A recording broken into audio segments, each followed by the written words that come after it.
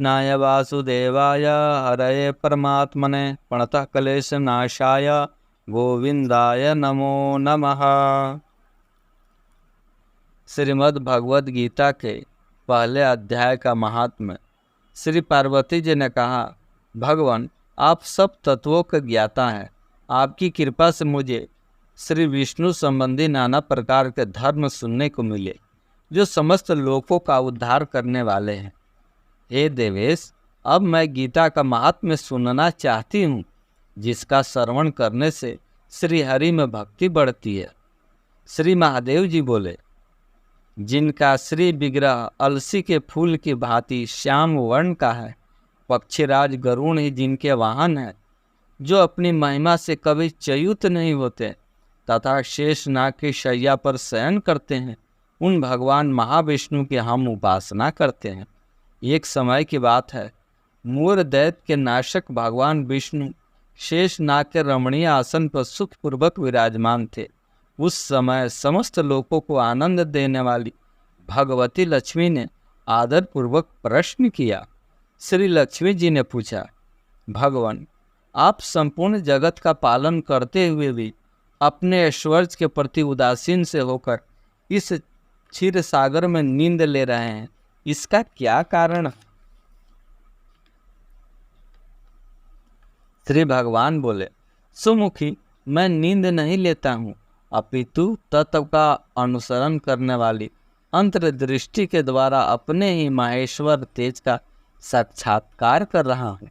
देवी, यह वही तेज है जिसका योगी पुरुष कुशाग्र बुद्धि के द्वारा अपने अंतकरण में दर्शन करते हैं तथा जिसे मीमांसक विद्वान वेदों का सार तत्व निश्चित करते हैं।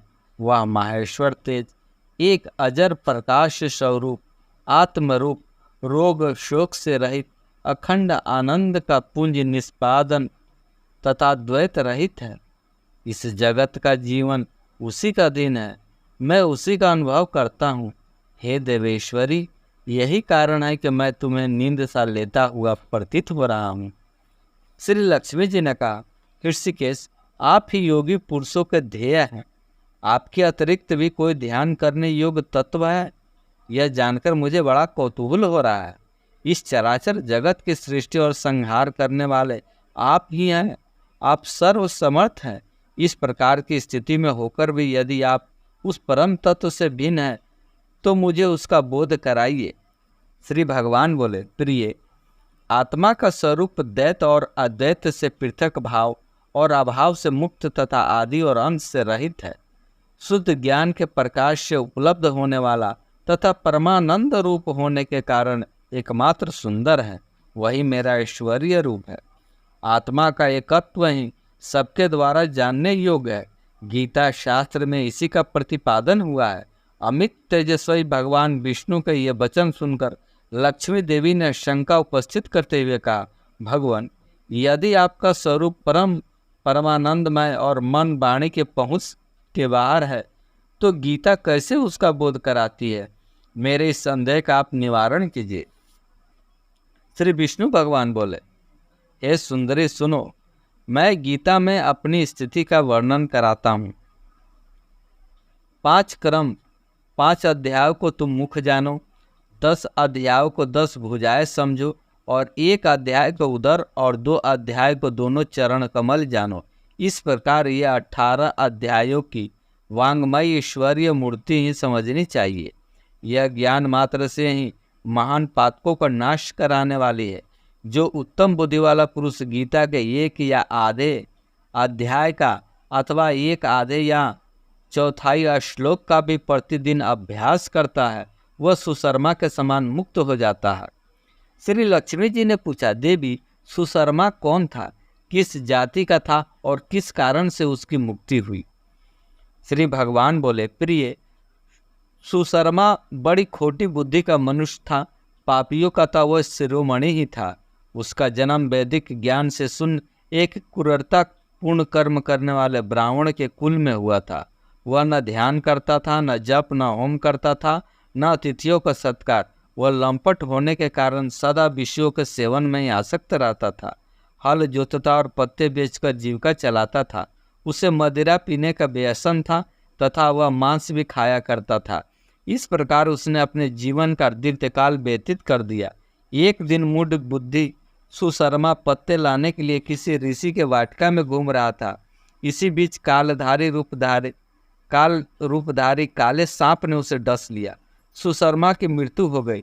तदंतर वह अनेक नरकों में जा वहाँ की यातनाएं भोगकर मृत लोक में लौट आया और वहाँ बोझ ढोने वाला बैल हुआ।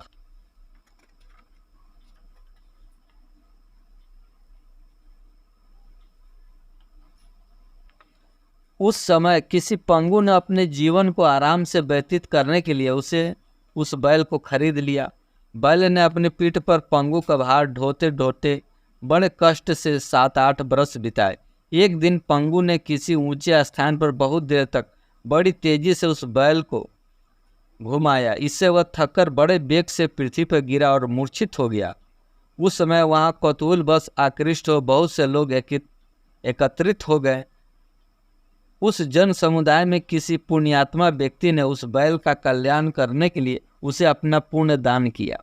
तत्पश्चात कुछ दूसरे लोगों ने भी अपने अपने पुण्यों को याद करके उसके लिए दान किया।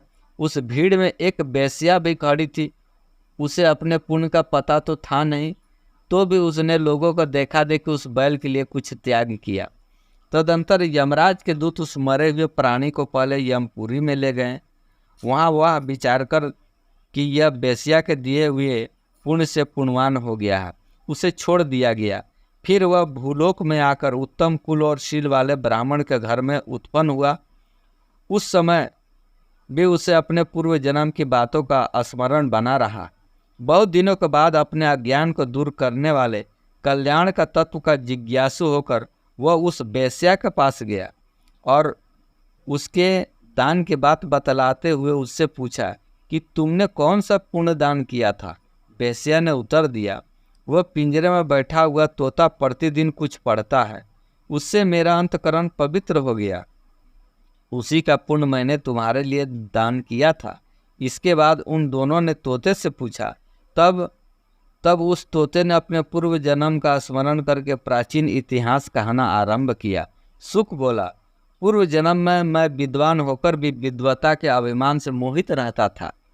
मेरा राग देश इतना बढ़ गया था कि मैं गुणवान विद्वानों को प्रति भी ईर्ष्या भाव रखने लगा। फिर समयानुसार मेरी मृत्यु हो गई और मैं अनेकों घृणित लोकों में भटकता फिरा। उसके बाद इस लोक में आया। सदगुरु की अत्यंत निंदा करने के कारण तोते के कुल में मेरा जन्म हुआ। पापी होने के कारण छोटी अवस्था में ही मेरे माता पिता से वियोग हो गया। एक दिन मैं ग्रीष्म ऋतु में तपे हुए मार्ग पर पड़ा था। वहाँ से कुछ श्रेष्ठ मुनि मुझे उठा लाए और महात्माओं के आश्रम के भीतर एक पिंजरे में उन्होंने मुझे डाल दिया। वहीं मुझे पढ़ाया गया। ऋषियों के बालक बड़े आदर के साथ गीता के प्रथम अध्याय की आवृत्ति करते थे, अभ्यास करते थे। उन्हीं से सुनकर मैं भी बारंबार पाठ करने लगा। इसी बीच में एक चोरी करने वाले बहेलिये ने मुझे वहाँ से चुरा लिया। तत्पश्चात इस देवी ने मुझे खरीद लिया। यही मेरा वृत्तांत है जिसे मैंने आप लोगों से बता दिया। पूर्व काल में मैंने इस प्रथम अध्याय का अभ्यास किया था, जिससे मैंने अपने पाप को दूर किया।